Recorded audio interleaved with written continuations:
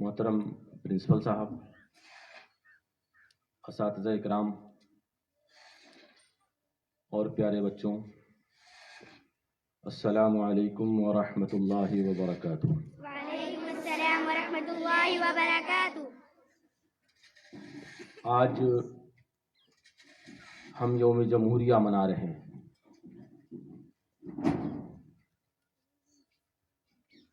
چھبیس جنوری 1950 کو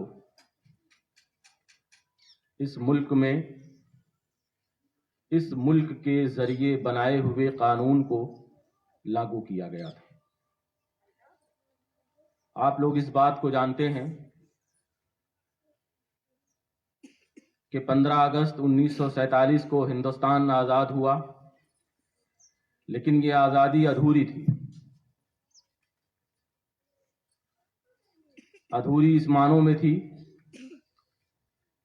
کہ کوئی ملک بغیر قانون کے چل نہیں سکتا ہے۔ قانون، جب تک قانون کا راج نہیں ہوگا اس وقت تک وہ ملک انارکی کا شکار ہوگا۔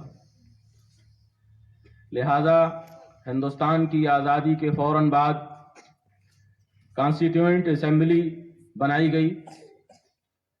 اس کانسٹیٹیوئنٹ اسمبلی میں ہندوستان کے مختلف علاقوں سے چیدہ لوگوں کو اس میں شامل کیا گیا۔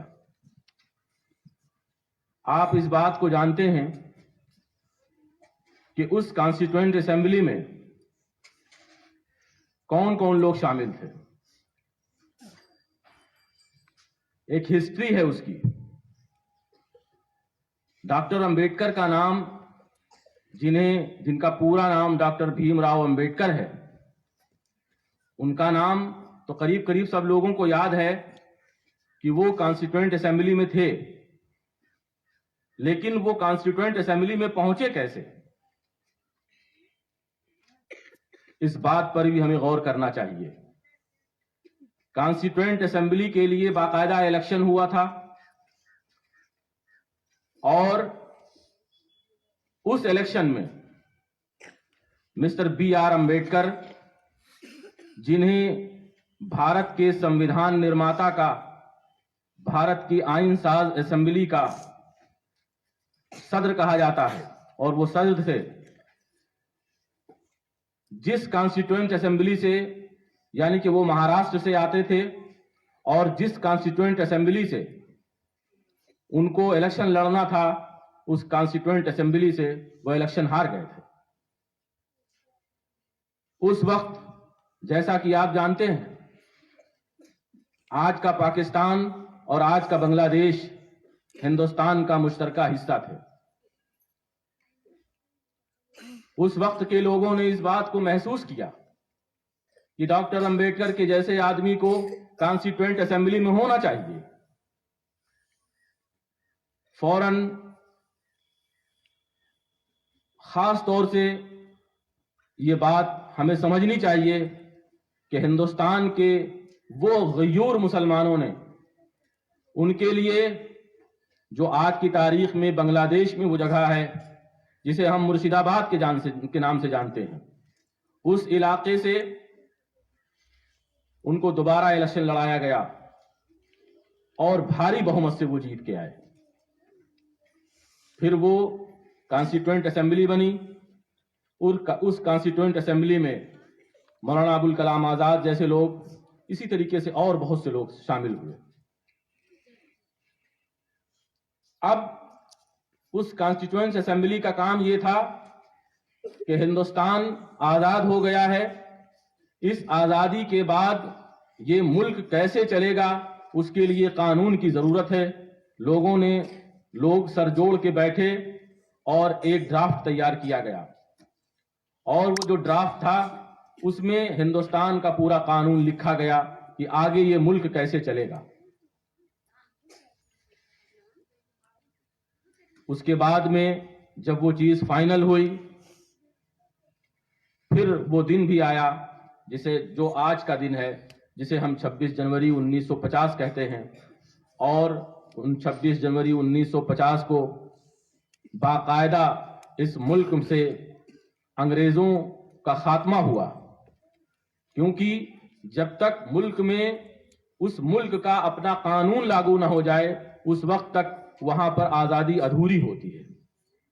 उस अधूरी आजादी को पूरा किया गया और उस वक्त से लेके आज तक ये मुल्क उन्हीं उसूलों पे चलता चला आ रहा है।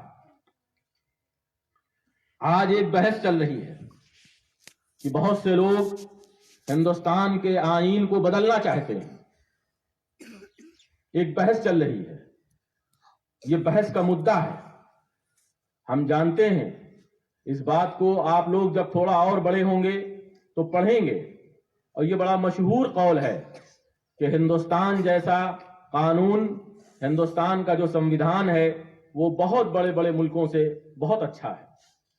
यहां पर कोई भेदभाव नहीं है, यहां पर किसी दूसरे को एक दूसरे पर फौकियत नहीं दी जाती है, सारे लोगों को यकसानियत हासिल है, सारे लोगों को संविधान और कानून के दायरे में सबको यकसा हुकूक हासिल हैं।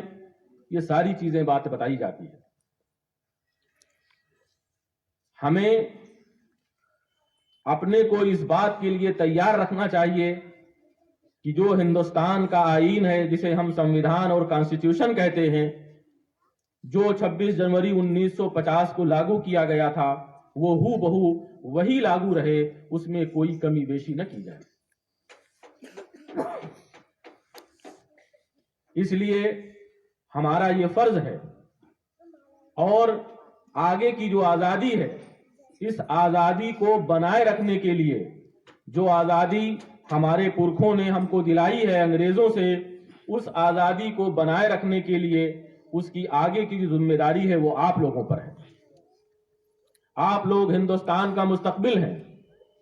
हमारे ये बच्चे जो कल बड़े होकर किसी डिस्ट्रिक्ट के डिस्ट्रिक्ट मजिस्ट्रेट होंगे, इंशाअल्लाह हमारे ये बच्चे कल बड़े होकर किसी डिस्ट्रिक्ट के सुपरिटेंडेंट ऑफ पुलिस होंगे, हमारे यही बच्चे इसी मुल्क में किसी डिस्ट्रिक्ट के डिस्ट्रिक्ट जज होंगे, हमारे यही बच्चे इसी मुल्क में और बड़े बड़े ओहदों पर होंगे। तो वो जो हिंदुस्तान की आजादी है वो इन्हीं जगहों पे रह के उसकी बका और उसकी सलामती की जाती है।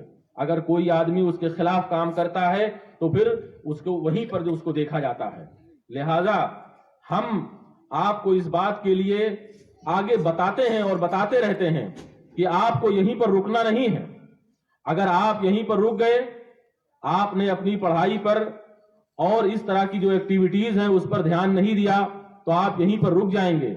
हम आपको यहां से बहुत आगे ले जाना चाहते हैं।